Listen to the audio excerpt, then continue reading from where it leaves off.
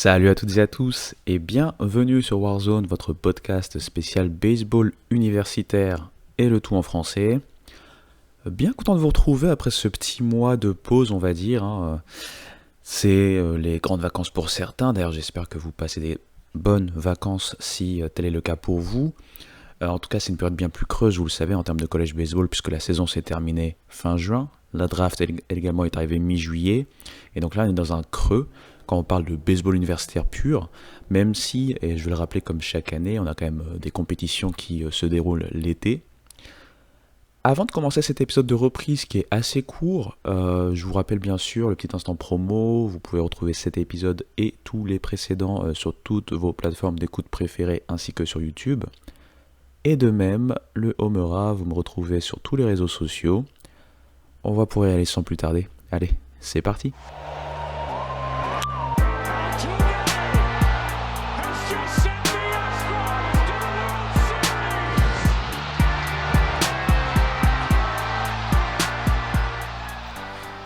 Alors, comme je le disais en préambule, c'est un épisode de reprise, ça va être un épisode plutôt court, c'est juste pour faire un petit topo de ce qui se passe actuellement. Il ne se passe pas grand-chose non plus, mais voilà, je voulais quand même revenir, parler un peu de baseball universitaire, puisque c'est le cœur du podcast, mais également parler bien sûr des événements baseball de l'été en termes de baseball amateur, et également faire un petit tour du côté du softball, puisque la fameuse AUSL que je vous avais introduit, je pense, quand j'ai parlé du softball une première fois en janvier, j'avais fait une petite vidéo sur YouTube d'ailleurs, vous pouvez la retrouver.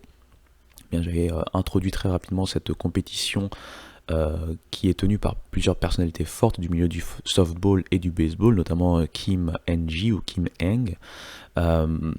Et donc voilà, je voudrais parler un peu de cette compétition et de ce qui en suit, parce qu'actuellement il y a toujours une compétition liée à Athlete Unlimited, mais qui n'est plus la compétition même de la Softball League, mais une compétition, on va dire, subsidiaire.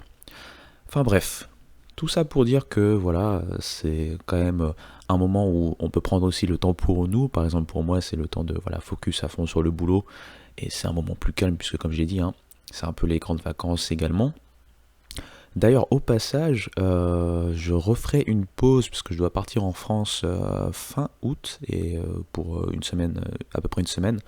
Donc je vais faire une nouvelle pause sur le podcast, je pense vers la semaine du 24-25 août, et puis reprendre la semaine du... alors je me rappelle plus des dates, mais je pense que c'est le 1er septembre, c'est un lundi, donc le lundi qui suit c'est le 8, si je sais compter. Et donc voilà, la semaine du 8 certainement reprendre... de manière un peu plus cadencée les épisodes pour revenir vers ce qui va se passer pour l'automne. Puis après l'automne, il y a les reprises notamment des entraînements d'automne, avant bien sûr tout ce qui va se passer sur la fin d'année et le début d'année 2026. La première chose sur laquelle je voulais revenir, c'est un peu les mouvements. Vous le savez, après la saison, on se focus ou on focalise un peu l'aspect sur les mouvements qu'il y a en termes de joueurs. Il y a des joueurs qui changent de fac, vous le connaissez maintenant, le portail des transferts permet à des joueurs de changer de fac. Et je voulais donner quelques noms en exemple et vous donner justement ces exemples de mouvements, puisqu'on peut avoir plusieurs types de mouvements. Ensuite, on va parler un peu dans cette optique de mouvement des coachs, parce qu'au niveau du coaching, par contre, ça a bougé de manière exceptionnelle cette saison, et notamment durant le tournoi national, on a vu petit à petit des mouvements importants. Donc ça aussi, on va en reparler très rapidement maintenant. Mais bien sûr, je vais commencer par les joueurs, c'est le cœur du métier, c'est le cœur fort, bien sûr, de la compétition universitaire. Ce sont les joueurs. Et donc, on va parler un peu mouvement. Le premier mouvement dont je vais parler, c'est celui qui va prendre le plus d'attention, c'est bien sûr un mouvement de star. Quand on voit un joueur référent, l'un des meilleurs joueurs du baseball universitaire, ou en tout cas un joueur ranké même par rapport à la draft, changer d'écurie, et notamment d'une grosse écurie vers une autre grosse écurie, ça fait tout le temps parler. Et c'est le cas d'un joueur qui allait jusqu'au College World Series cette saison avec Oregon State, c'est bien sûr Trent Carraway. Trent Carraway, je pense que là il passe junior, mais il faut savoir que c'est un underclassman dans le sens où... Alors je pense qu'on dit comme ça, c'est underclassman dans le sens où... en fait, par rapport à son âge, là cette année c'est un sophomore, mais déjà éligible, dans le sens où il va avoir 21 ans cette saison. Tout ça c'est question de l'âge auquel vous entrez à l'école et compagnie, enfin bref. Je ne vais pas rentrer dans les détails, mais tout ça pour dire que cette saison il était donc éligible à la draft. Faut le savoir, Trent Carraway, il a fait une saison freshman très très bonne, hein, derrière la star leader Travis Bazzana, hein, je vous rappelle qu'il avait été drafté par les Guardians la saison dernière. Bien, Trent Carraway, c'était un des gros freshmen, hein, en 2024. L'année dernière, on attendait beaucoup de lui, malheureusement, il y a eu des blessures, ça a été une année plus compliquée, mais il est quand même parti jusqu'au College World Series avec OSU, avec Oregon State, hein, qui est quand même une grosse, hein, référence au niveau du baseball universitaire. Et je le rappelle, c'était le meilleur joueur, hein, du Regional de Corvallis, donc le Regional de Oregon State, lors du tournoi national, puisqu'il avait notamment frappé 6 home runs, hein, dans cette post-season, et pas mal de ces home runs durant ce régional justement.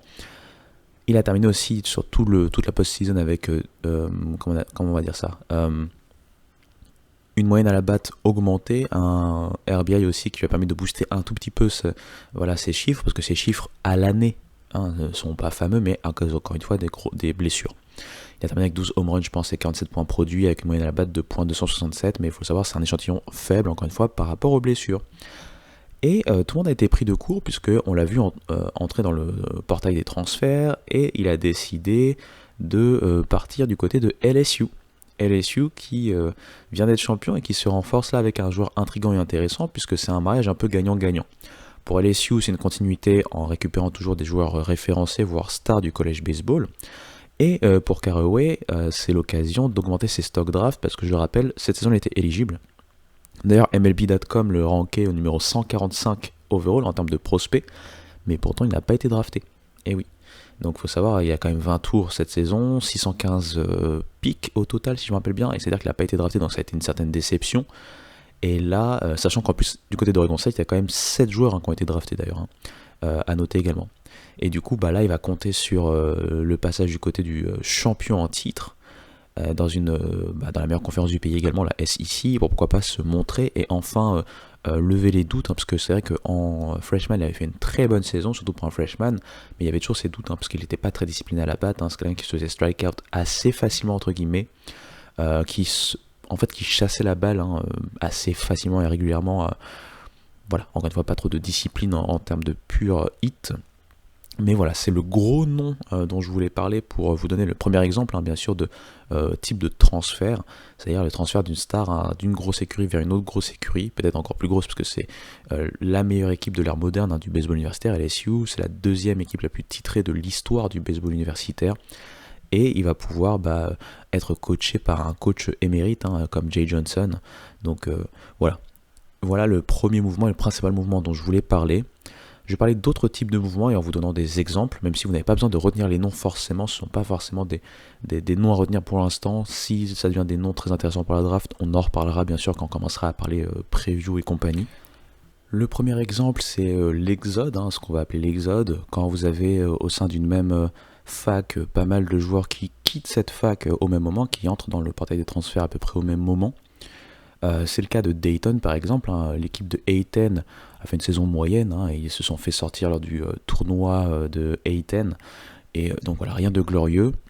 Ils ont vu leur coach qui venait d'arriver, hein, c'était sa première saison, c'est Scott Loiseau de mémoire, décider de quitter, hein, le navire.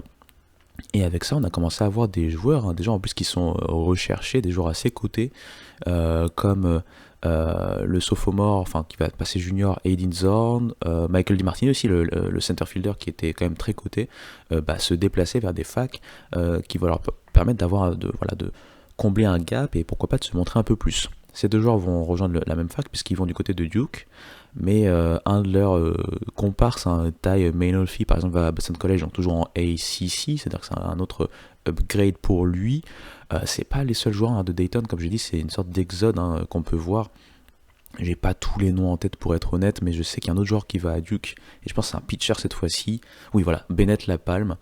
Donc tout ça pour vous dire, hein, sachant que Luc Mata également, pitcher référencé de Dayton, et sur le parti des transferts, mais je pense qu'à l'heure actuelle, on n'a pas encore sa destination. Mais tout ça pour vous donner un premier exemple, c'est l'exode. Quand vous avez une fac qui trouve pas mal de ses joueurs entrer le portail des transferts, Et ça va être une période de reconstruction pour Dayton au passage, mais Dayton, pour la bonne nouvelle, hein, parmi toutes ces mauvaises nouvelles, c'est le retour de Jason King. Jason King, il a déjà été head coach de Dayton il n'y a pas si longtemps que ça. Euh, je pense qu'il avait quitté en 2024. Il a dû faire 2017 à 2024. De toute façon, je pense pas que vous allez retenir son histoire, mais tout ça pour dire que voilà, c'était quand même le coach référencé. Il avait notamment un bilan positif. Hein, il avait presque 58% de victoire sur son passage. Et d'ailleurs, c'était le meilleur pourcentage de victoire dans l'histoire du programme de Dayton. Parce qu'il faut savoir, c'est pas la grosse fac de baseball. Et de toute façon, c'est une mid-major. Mais voilà, c'est la bonne nouvelle pour Dayton. Mais voilà, encore une fois, c'était juste pour vous donner un exemple. On va pas rester sur Dayton trop longtemps. C'est pas le genre de fac qu'on suit forcément en détail à l'année. L'autre exemple que je voulais donner parmi les transferts, c'est les transferts de joueurs qui vont donc quelque part faire un upgrade en termes d'équipe. Je peux penser par exemple au pitcher TJ Coates qui quitte Nebraska, Big Ten référencé, mais il va du côté de Miami, donc ACC vraiment référencé plus et donc meilleure conférence. Dans cet ordre d'idées, j'avais vu noter quelques autres transferts intéressants. J'essaie de les retrouver en même temps que je vous parle. Il y a Ben Weber qui était du côté de Xavier qui va à Virginia Tech, donc là aussi c'est intéressant, c'est encore en route pour la ACC. On a Jace Miller qui a fait une très très belle saison avec Portland qui a été une sorte d'épouvantail sur la première partie de saison, après ça s'est un peu effondré en WCC. Il va lui du côté d'Oregon State, il va garnir les rangs de cette powerhouse de l'Ouest. Donc voilà, ça peut vous donner quelques idées. On a Callum Early qui quitte Liberty après une belle saison freshman du côté de Liberty, il va du côté de Texas. Qui d'autre je peux vous donner? Il y a Santi Garcia. Il va du côté de LSU. Alors il était déjà du côté d'Oregon, le pitcher sophomore qui va passer junior. Il était déjà du côté d'Oregon. Donc voilà une fac qui a fait une très belle saison, mais il va du côté des LSU, les champions. Donc là encore une fois, c'est un upgrade. Et Carter Johnston, coucou Cal State Fullerton, je rappelle à chaque fois, grosse fac mid-major historique. Et bien il quitte l'Ouest, il vient du côté du Tennessee puisqu'il va rejoindre et garnir les rangs de Vanderbilt. Donc voilà, je vous dis pas de retenir les noms, mais c'est pour vous donner un autre exemple de transfert, c'est quand vous quittez une équipe un peu moins cotée pour aller vers une équipe plus cotée. L'autre type de transfert, c'est un peu le sens inverse. Et il y a deux types de sens inverse. C'est-à-dire que vous pouvez être quelqu'un comme Lance Davis, qui était pitcher du côté d'Arkansas en tant que freshman, mais c'était barré pour lui, puisqu'il y avait une forte concurrence. C'est-à-dire qu'Arkansas, ils ont souvent des très bonnes classes de pitchers qu'ils forment et avec lesquels ils travaillent sur 2, 3, 4 ans. Et donc quand vous arrivez en tant que freshman, c'est toujours difficile d'avoir du temps de jeu. Lance Davis quitte Arkansas pour TCU. TCU, ça reste quand même une belle fac de Big 12, donc on va dire que c'est une sorte de downgrade bien sûr, mais pas super, pas gros downgrade, si je puis me permettre.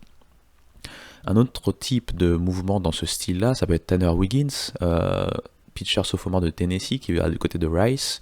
Donc là aussi, il y a une sorte de downgrade, parce qu'il part en mid-major, mais là encore une fois, Rice, c'est peut-être moins référencé bien sûr que TCU, mais ça reste par exemple de la D1 baseball. Et le troisième type de downgrade, c'est quand vous quittez carrément la division 1 de la NCAA pour aller dans une autre organisation ou une division inférieure. Et j'ai un exemple tout tracé, c'est Martin Serrano, le catcher freshman d'Oregon State qui donc devait passer sophomore. Il quitte Oregon State pour aller à Iowa Western. Iowa Western, c'est un des programmes les plus référencés en NJCAA, donc dans la JUCO, la principale organisation du JUCO. Donc voilà le type d'exemple que je voulais vous donner. Tout ça pour dire que de toute façon, il y a des milliers de joueurs qui bougent, ça bouge dans tous les sens. On ne peut pas parler de chaque cas en particulier, mais c'est pour rappeler que voilà, on a beau être dans un sport universitaire, ça reste une période entre guillemets de mercato. Mais cette période de mercato, le joueur décide, puisqu'il peut, contrairement à un professionnel avec un contrat, il peut donc entre guillemets casser son contrat, c'est-à-dire son passage dans une fac pour aller dans une autre fac s'il en a envie. Et malheureusement, les facs ne peuvent pas faire grand-chose. L'autre chose qu'on a noté, on le note de plus en plus, c'est bien sûr avec les dernières updates de comment fonctionne maintenant l'organisation NCAA. et le collège universitaire en général, avec notamment, vous savez, la NIL, les droits à l'image, les revenus, etc., etc., on voit de plus en plus de mouvements, et ça risque de continuer dans cet état-là, avec de moins en moins de rétention, on va dire. Il y a beaucoup de turnover, puisque l'idée pour les joueurs, c'est de s'exposer.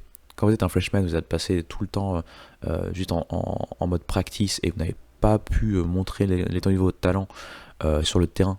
L'idée, c'est aussi de se montrer pour pouvoir être financièrement, pourquoi pas, valuable et gagner des deals intéressants en termes de NIL.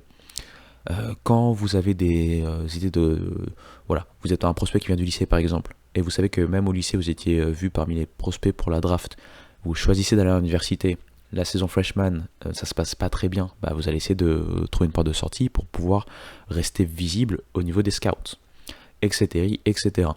Donc voilà, je voulais parler un peu de ces mouvements de joueurs.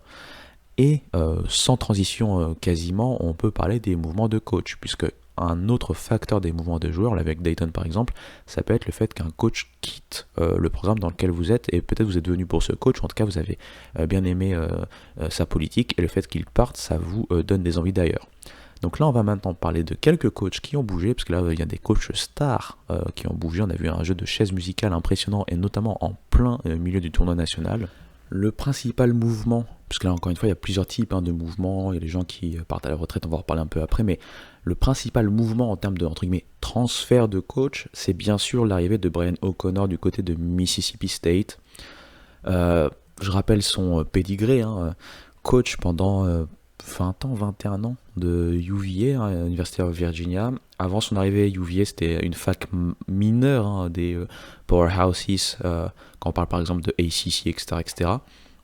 Durant son temps du côté de UVA, 5 fois coach de l'année en termes de conférences, en 2004, 2010, 2011, 2013, 2014. Je rappelle également que sous son passage, UVA est devenu une grosse force du collège baseball. Il les a amenés à leur premier College World Series en 2009, si je dis pas de bêtises. Au total, il a réussi à les amener 7 fois au College World Series en 20 ans. C'est quand même assez grand, assez fort.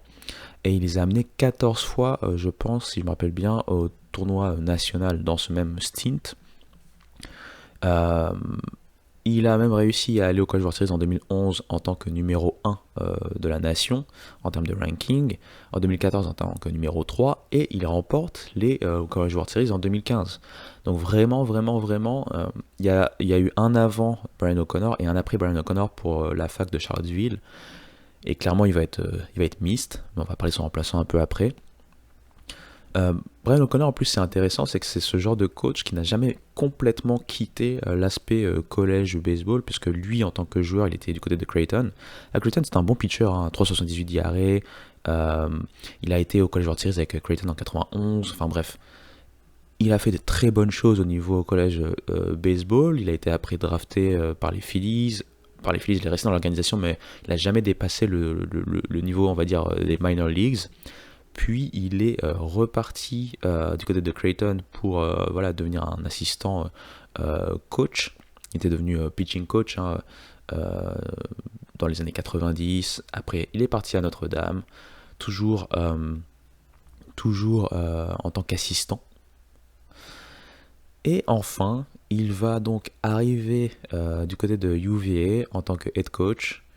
En 2004, en fait il signe en juillet 2003, mais bien sûr vous savez la saison est déjà finie, donc il commence à partir de la saison 2004, et voilà, vous savez maintenant le reste c'est de l'histoire, et il rejoint donc Mississippi State, ce qui veut dire que Chris Lemonis, qui a quand même été champion avec Mississippi State en 2021, quitte le programme par la petite porte. Il était déjà en sursis quand même, faut bien se l'avouer, parce que depuis le titre ça a été beaucoup plus compliqué pour Mississippi State, avec un retour intéressant en 2024, mais à part ça, rien de grandiose. Et avec Brian O'Connor, ils vont espérer bien sûr profiter de son expérience, son expertise pour pouvoir tutoyer de nouveau les sommets. Je rappelle que Mississippi State, même s'ils n'ont qu'un titre entre guillemets au niveau national, c'est quand même une fac référencée du college baseball. Ils ont souvent été en College World Series, ils ont souvent eu des joueurs incroyables, des joueurs Hall of Famer du college baseball. Donc ça reste une fac qui compte au niveau college baseball, et ça va être très intéressant de voir ce qu'il va être capable de faire là-bas. Mais c'est le principal mouvement qui a entraîné aussi d'autres mouvements un peu à la chaîne, puisque l'autre coach dont je vais parler un peu en détail ici, c'est L'ex-coach de Duke, qui devient donc son remplaçant, c'est bien sûr Chris Pollard. Chris Pollard, c'est l'homme du renouveau de Duke. Hein. J'en avais parlé déjà plusieurs fois, mais il faut savoir, en 2015, Duke est au plus bas. Duke, on ne sait pas où ils vont. Il est déjà coach à ce moment-là de Duke, hein, mais il vient d'arriver il y a peut-être 1 ou 2 saisons. Et il va refaçonner complètement le programme. Et en refaçonnant ce programme, il va faire de Duke une des places fortes de la ACC avant de devenir une des places fortes carrément du collège baseball. Très clairement, ça a été le coach pivot, hein, pour cette équipe de Duke. Et il va clairement manquer, on va dire, à ce programme, puisqu'il remplace en fait Brian O'Connor. Il va du côté de UVA. Que dire de Chris Pollard? Chris Pollard, en fait, toute sa carrière, on va dire, de coaching, puisque lui aussi, il a d'abord été joueur. Hein, il a été notamment du côté... J'avais vu en tant que joueur, j'ai oublié. Du côté de Davidson. J'ai eu du mal. Davidson, hein, autre fac A10 d'ailleurs, de la A10, on a parlé de la A10 tout à l'heure. Avec Davidson, il va être pitcher. Il va notamment réussir des belles saisons. Je pense même qu'ils vont réussir à aller au tournoi national avec Davidson pendant son passage. Hein. Il passe là-bas, je pense, dans les années 90, 93, 95, 94, 80... Oula, 93, 94, 95, 96, je pense quelque chose comme ça. Bref. Après ça, il va graduate, hein, bien sûr, de Davidson. Il va pas être drafté. Il va aller en... vous savez, il y a... on parle souvent des minor leagues, mais parmi les minor leagues, il y a celles qui sont affiliées notamment à la MLB, mais après, il y a des ligues indépendantes. Et lui, il était dans une ligue indépendante, si je me rappelle bien. Il a fait quelques temps en ligue indépendante. Il en a fait 2, je pense. Et après, il a commencé sa carrière de coach. En tant que coach, il va revenir à Davidson tout d'abord, mais en tant qu'assistant. Puis après, il va partir surtout en 2e division du côté de Pfeiffer. Et c'est à Pfeiffer qu'il va vraiment, on va dire, construire sa légende. Il va en fait reconstruire ce programme, hein, qui est un peu dans les bas-fonds de la 2e division. Et il va tellement bien le reconstruire que sur sa dernière saison, hein, avec Pfeiffer, il va battre un record de l'école avec 41 victoires pour 14 défaites. Et ils vont remporter 2 fois le championnat de leur conférence. Il va être d'ailleurs nommé coach de l'année. Et il va forcément attirer les convoitises, et notamment à l'échelon supérieur en 1re division. Ce qui est marrant, c'est qu'il va rejoindre une fac qui est un peu rivale à sa fac de Davidson, hein, son alma mater, puisqu'il va rejoindre Appalachian State. Appalachian State, c'est à partir de là il va être connu, puisque de 2005 à 2012 il va y être. Il va réussir à gagner le tournoi de conférence, hein, si je dis pas de bêtises, en 2012. Et il faut savoir qu'avant ça, le dernier titre de conférence de Appalachian State, c'était en 1987. Donc tout ça pour vous dire que là, encore une fois, il va montrer ce qu'il est capable de faire. Il va aussi se battre jusqu'en finale des Regionals de 2012 lors du tournoi national. Il était à un pas des Super Regionals. Donc tout ça va continuer à construire sa légende. Et Duke va faire appel à lui, parce que Duke, à ce moment-là, est un programme un peu morne. Hein. C'est un programme de basket, clairement. Le football va mieux que le baseball à Duke à ce moment-là de l'histoire de la fac. Et comme j'ai dit, le reste c'est historique, comme on dit, c'est-à-dire qu'il va reconstruire ce programme, et à partir de 2016, première qualification au tournoi national sous son commandement, on va dire. 2018, il va carrément au Super Regional pour la première fois. 2019, il repart au Super Regional. 2020, il y a une petite cassure, parce qu'il y a bien sûr la saison Covid s'est arrêtée, alors qu'ils étaient en 12-4, je pense, au début de saison. 12 victoires, 4 défaites. 2022, c'est une saison à oublier par contre, parce que 2021 ils repartent au tournoi national, mais 2022 c'est clairement une marche en arrière. Par contre 2023, 2024, 2025, ces dernières saisons là où on le voit au plus haut pour Duke, pas loin d'aller au College World Series d'ailleurs à chaque fois, surtout 2023 et donc 2025. Et voilà, tout ça pour dire qu'il a eu un très très bon bilan avec Duke, et qu'il va devoir donc il aura fort à faire en fait à remplacer bien sûr Brian O'Connor. Voilà un peu pour les coachs dont je voulais parler le plus. Après, bien sûr, comme j'ai dit, jeu de chaise musicale. Du côté de Duke, c'est Cory Muscara qui le remplace. Alors, Cory Muscara, c'est intéressant parce que là, il devient head coach. Et on va voir justement un peu cette transition qu'ont connu ces head coach dont je viens de parler. C'est que là, il va devenir head coach alors qu'il a été plutôt un pitching coach reconnu et émérite. Euh, il a notamment été, et c'est ça qu'il faut noter sur ces dernières années, du côté de Wake Forest. Et vous vous rappelez, Wake Forest en 2023, c'était la meilleure équipe de la saison et de la nation. Et ils ont eu un duel épique en College World Series face à LSU. On se rappelle, Paul Skeens versus Rhett Lauder. Maintenant, ce sont deux pitchers qu'on voit dans les majeurs. Et bien, derrière le pitching incroyable de l'année 2023 de Wake Forest, on avait donc cet architecte, Corey Muscara. Je le rappelle, à cette saison-là, c'était 2,83 d'IRA pour l'ensemble du pitching staff de Wake Forest, c'est-à-dire le meilleur IRA de la nation, le meilleur hit concédé par 9 manches de la nation. Je pense aussi le meilleur strikeout to walk ratio, si je me rappelle bien, des choses comme ça. Enfin bref, ça peut dire qu'en termes de métriques, c'était tout simplement le meilleur pitching staff de la nation, et grâce à ce monsieur. Donc là, il va connaître sa première expérience en tant que pur head coach, et pas dans n'importe quelle fac, parce qu'il arrive quand même à Duke, un Duke qui est maintenant, il fait partie des puissances plutôt fortes de la ACC et de la nation. Donc à lui de voir comment il va pouvoir continuer à pérenniser ce programme. Voilà. C'était les principaux mouvements dont je voulais parler. Il y a des noms maintenant dont on va parler, bien sûr, ce sont les coachs émérites qui prennent leur retraite. Le premier dont on va parler, bien sûr, c'est Danny Hall. Je rappelle, Danny Hall, c'est un des coachs les plus victorieux de l'histoire du college baseball. 1244 victoires. Il termine avec un bilan largement positif du côté de Georgia Tech. Et donc voilà, coach Hall of Fame de Georgia Tech, bien entendu, et du college baseball, ça devrait pas manquer. Et là, il a décidé de prendre sa retraite. Un autre coach émérite qui prend sa retraite, c'est Ed Servais. Alors lui, il est beaucoup moins connu, mais c'est le coach quand même de Creighton depuis 22 ans. Avec lui, Creighton a quand même connu peut-être pas ses meilleures heures, parce que dans les années 90, il y avait quand même des très très belles équipes, mais je veux dire, ses meilleures heures dans l'histoire récente de la fac.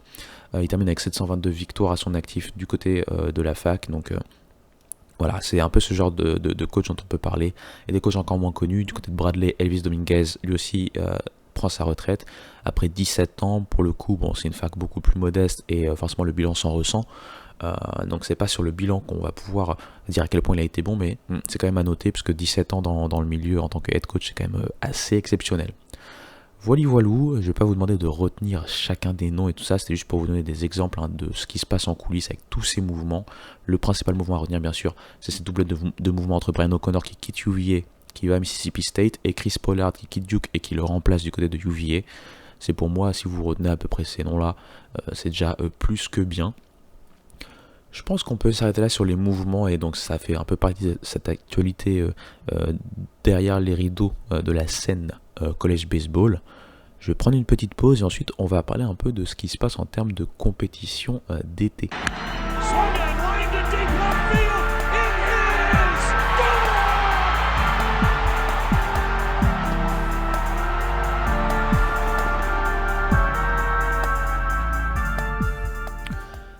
Alors, me voilà de retour. Comme vous le savez, l'été, ça veut pas dire que le baseball amateur, on va dire universitaire, est terminé pour autant. Il y a pas mal de ligues, notamment la fameuse légendaire Cape Cod League. Ce qui est marrant d'ailleurs, c'est que j'ai trouvé quand on l'a regardé cette fois-ci. Et en fait, si je savais, un peu honte à moi, c'est super simple, parce que sur le site même de la Cape Cod League, il y a moyen de regarder les retransmissions. Alors je sais pas, par contre, si on est à l'étranger, est-ce qu'il faut un VPN pour ça, je sais pas, parce que bon, moi pour le coup je suis ici, donc c'est peut-être plus facile. Mais ça pour dire que cette fois-ci j'ai pu suivre un peu plus. C'est très intéressant, il y a un aspect champêtre bien sûr, hein, c'est médiatisé, mais c'est beaucoup moins, c'est encore plus amateur, on va dire, que même ce qu'on voit en termes de NCAA et D1 baseball. Mais c'est intéressant quand même à suivre, pour le coup. Je vais pas rentrer dans trop de détails non plus, mais ce qui est intéressant de voir, par exemple, c'est un peu ce qui s'y passe. Et là, par exemple, récemment, il y a à peu près 2 semaines, il y avait le All-Star Game de la Cape Cod League. Et encore une fois, ce que j'ai bien aimé, c'est de voir en fait des joueurs qu'on voit plus ou moins, qu'on a vu plus ou moins sur la saison. Je pense notamment à Kuyo Aloy, le frère de Kuyo Aloy, meilleur joueur de la saison en termes de Golden Spikes, et qui a été drafté très haut cette saison. Kuyo Aloy, Arkansas, faisait partie un peu de ces joueurs qu'on a retrouvés dans ce All-Star Game. Il y avait Carson Tinney de Texas, Bray Fogel de Arizona, Micah New également d'Arkansas, comme Kuyo Aloy, etc., etc. Donc ça a été intéressant un peu à regarder parce qu'il y a des joueurs qu'on a vus sur la saison plus ou moins, puisque voilà, en fonction de la place qu'ils avaient dans l'effectif, on les voyait peut-être pas à tous les matchs, mais ça a permis de voir un peu ce qu'ils sont capables de montrer, euh, euh, on va dire, dans une autre compétition. Donc voilà, la Cape Cod League c'en est une. Ce qui a été intéressant aussi de regarder cette saison, c'est que j'ai réussi un peu à voir ce qui se passait au niveau de Team USA. Parce qu'il faut le savoir, pendant l'été, Team USA a sa Collegiate National Team qui joue ensemble. Je pense notamment à des joueurs qui sont très forts et très référencés comme AJ Gracia, l'outfielder de Duke, qui aura certainement une place intéressante lors de la draft qui arrive la saison prochaine. On peut penser aussi à Drew Burress, meilleur freshman en tant que joueur de Georgia Tech en 2024. Là, en tant que sophomore, il a fait encore une fois une très très grosse saison. Et ça sera un des gros prospects de la prochaine draft. On peut penser à Zion Rose, l'athlétique. Je pense que maintenant il est plus receveur, il joue plutôt dans l'autre film, mais l'athlétique joueur de Louisville, qui a été au College World Series cette saison. On peut penser à Eric Baker aussi de UVA, etc., etc. Donc il y a pas mal de choses à regarder, que ce soit en termes de Team USA, en termes de Cape Cod League, en termes d'autres ligues. J'ai même vu sur ESPN+, c'était quoi la Northwood? J'ai oublié un peu le nom, mais une autre ligue, ouais c'est ça, la Northwood League. Il y a beaucoup de ligues et beaucoup de talents universitaires qu'on a plus ou moins vu sur la saison, qu'on retrouve avec du temps de jeu cette fois-ci. Ça permet d'en savoir encore un peu plus sur tous ces jeunes joueurs qui voilà, compitent. Peut-être là je fais du franglisme, mais en tout cas voilà, montrent ce dont ils sont capables aussi pour les scouts, parce que le travail de scouts continue même pendant l'été, tout le temps en fait, tout simplement. Donc ça pour dire que voilà, le collège baseball continue de se montrer via ces différentes ligues, via également Team USA, mais bien entendu, il y a d'autres compétitions, et pas forcément que sur du baseball, qui se passent pendant cette période estivale. La première sur laquelle je vais revenir, c'est bien sûr un retour d'expérience sur la Athlete Unlimited Softball League, puisque vous n'êtes pas sans savoir que cette première mouture, cette première saison s'est terminée en tant que Softball League avec la victoire des Talons, 2-0 en finale face aux Bandits. Pour vous donner un peu mon retour sur la compétition, déjà la première chose à savoir, c'est qu'en termes de tickets vendus, donc puisqu'il faut savoir, il n'y avait pas de... c'était retransmis sur ESPN, mais je veux dire, l'attrait principal, c'est surtout d'avoir les stades les stades complets. Et ça s'est très bien passé, parce qu'il y a eu pas mal de moments où les stades ont été sold out, les tickets ont été sold out. Kim Ng en parlait lors de la finale, justement, c'est que c'était une expérience très positive, et là ils vont essayer d'étendre le nombre de sites ou de villes sur lesquels ils vont pouvoir se présenter et pouvoir jouer. Parce que le premier intérêt de cette Softball League pour pouvoir être pérenne au niveau professionnel, c'est de continuer à s'exporter dans les villes et de voir que les tickets continuent à se vendre. Donc ils vont avoir des nouvelles villes qui vont être des villes, on va dire, qu'on appelle off-site. Ça veut dire en fait qu'ils ne vont pas être affiliés à telle ou telle équipe ou à tel ou tel moment de la compétition, mais sur lesquels ils vont pouvoir faire un événement, enfin un match en particulier, une série en particulier, etc., etc. L'autre chose à noter, bien sûr, c'est que, voilà, au niveau même télévisuel, alors les chiffres ne sont pas incroyables, mais il y a quand même eu du suivi sur ESPN, donc c'est toujours bon à noter. La finale notamment s'est bien déroulée au niveau ESPN, même s'il y a eu des problèmes, mais ça c'est pas lié à l'aspect compétitif, c'est vraiment lié, voilà, par exemple le temps, il y a eu un temps qui n'a pas été clément sur la finale, donc il y a eu pas mal de delay, et au final la finale en soi, elle a été intéressante, mais on reste un peu sur notre faim. Ça c'est purement un aspect, on va dire, divertissement sur lequel on peut rester sur notre faim. Et enfin, après donc cette compétition terminée, je le rappelais là sur Twitter, l'Athlete Unlimited compétition en tant que telle ne s'est pas terminée parce que maintenant on a la All-Star Cup. Et j'aime bien ce format en fait. Pour vous raconter un peu comment ça marche, ils ont 60 joueurs, 60 joueuses. Ces 60 joueuses ont la possibilité d'être draftées dans des équipes avec un capitaine. Le principe même de cette compétition est individuel, c'est-à-dire que chaque joueuse peut potentiellement gagner des points. Et en fait, tu as un classement en fait, à la fin qui est individuel pour savoir qui est la All-Star parmi les All-Stars, si vous voulez. Donc il n'y a plus de coach, mais il y a ce qu'on appelle les facilitateurs. C'est-à-dire que d'abord on va élire des team capitaines, et ces team capitaines vont avoir un rôle primordial, puisque c'est elles qui vont décider de la composition des équipes, qui va rester sur le banc, est-ce qu'on va faire du pinch hit, etc. Ils vont avoir l'aide de coachs déguisés en ce qu'on appelle les facilitateurs. Donc on élit ses capitaines, ensuite on fait la draft. Donc la première mouture c'était 4 équipes. Euh, 4 équipes, puisqu'il y avait 60 joueuses. Vous pouvez m'aider? Je pense que c'est 15 joueuses par équipe. Si si je suis toujours à peu près potable en maths. Là, la première mouture s'est terminée de cette première série, on va dire, de confrontation entre ces 4 équipes. Maintenant, on a eu une nouvelle redistribution, avec cette fois-ci, je pense qu'il y a 48 joueuses au lieu de 60, parce qu'il y a aussi des tournois softball internationaux, notamment il y a Team USA de softball international qui doit faire, je pense, une rencontre face à... alors, je vais pas vous dire de bêtises, je pense que c'est à Taïwan, mais je suis pas sûr. Je vais pas vous mentir, je sais plus exactement. Mais du coup, comme il y a ces joueuses en moins, il n'y a plus que 3 équipes cette fois-ci.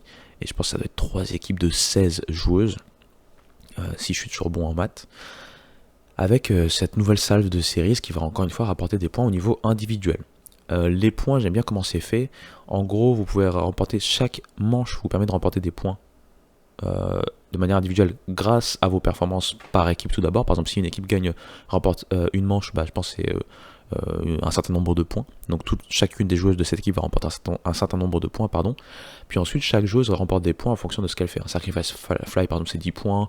Un base hit, je pense c'est 10 points ou 20 points. Et après, par exemple, si vous faites un double, c'est plus de points, etc., etc.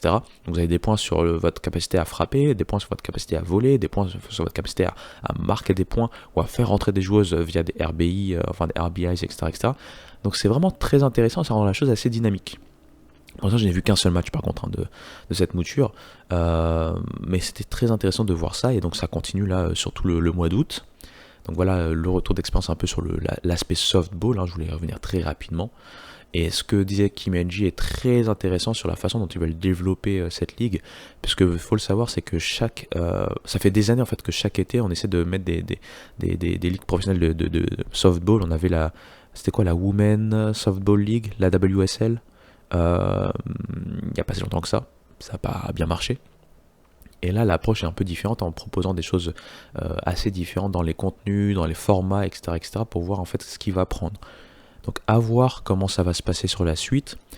La dernière compétition, c'est la compétition historique, dont il faut parler comme chaque saison, c'est bien sûr la Little League. La Little League, je le rappelle, ce sont les enfants qui se retrouvent, que ce soit en termes de softball, en termes de baseball, avec différentes catégories d'âge. Là, on a déjà terminé, je pense, les World Series, ou on est sur le point de terminer les World Series pour tout ce qui concerne on va dire plutôt teenagers. Les teenagers en termes de baseball et softball, c'est en cours, mais je pense aussi la Little League de softball est actuellement en World Series pour le moment. Mais le main event, quand on parle de Little League, c'est bien sûr la Little League Baseball. Je sais qu'à l'heure où on parle du côté des Great Lakes Championships, je pense que c'est fait. Illinois a réussi à battre Ohio et va du côté de Williamsport, Pennsylvania. C'est là où se passe bien sûr les College World, les World Series, la Little League, not College World Series, mais Little League College, Little League World Series, je vais y arriver. J'ai du mal avec collège. Toujours, je vais mettre collège quelque part. C'est un biais, j'ai un biais professionnel. Mais bref, je sais qu'en ce moment, que ce soit au niveau international, parce qu'au niveau du Canada, c'est toujours en cours. Je pense que le tournoi de Canada, en termes de région, au niveau américain, donc états-unien, Great Lakes c'est terminé, mais par exemple New England c'est toujours en cours, Metro, c'est-à-dire partie de New York et compagnie, c'est toujours en cours, Mountain, Midwest, Mid-Atlantic et Northwest c'est également toujours en cours. Faudrait que je vérifie pour Southeast. Je pense que Southeast c'est fini. Et je pense que Southwest aussi c'est fini, mais il faudrait que je revérifie. Mais ça pour vous dire qu'en ce moment il y a la Little League qui est l'événement principal d'août quand on parle de baseball amateur et notamment chez les très jeunes. Et c'est toujours un format très intéressant, surtout la partie World Series, surtout depuis que le Covid s'est terminé, qu'on peut de nouveau avoir les équipes qui viennent d'Asie, les équipes qui viennent d'Europe, les équipes qui viennent un peu partout dans le monde, les gens qui viennent du Canada, etc., etc. Donc c'est toujours très intéressant de voir un peu toutes ces compétitions, et c'est sur ESPN, pour ceux qui par exemple ont un VPN et accès à ESPN, sur ESPN vous avez de quoi faire pour regarder les Little League. Surtout que pour les Européens, c'est à des horaires assez intéressants, parce que c'est plutôt en après-midi, puisque ici c'est le matin, la plupart du temps les matchs, le matin ou début d'après-midi, donc c'est-à-dire après-midi ou début de soirée en France. Donc ça peut être très intéressant si vous avez la chance d'avoir ESPN via un VPN et compagnie. Voilou, c'était juste un épisode pour reprendre la température, revenir un peu sur l'actualité du baseball, softball et tout ce qui se passe au niveau amateur pendant cet été. On va continuer à faire quelques épisodes avant ma coupure où je vais donc partir en France, comme j'ai dit, fin août. N'hésitez pas, comme d'habitude, hein, et je vous remercie bien sûr pour les écoutes, hein, j'étais impressionné de voir le nombre d'écoutes qui augmente. N'hésitez pas également à me faire des retours sur ce que vous voudriez savoir particulièrement, sur les choses sur lesquelles vous vous posez peut-être des questions en termes de college baseball, etc. etc. Et j'ai envie de dire que sur tous ces bons mots, on se retrouve très bientôt. Allez, ciao.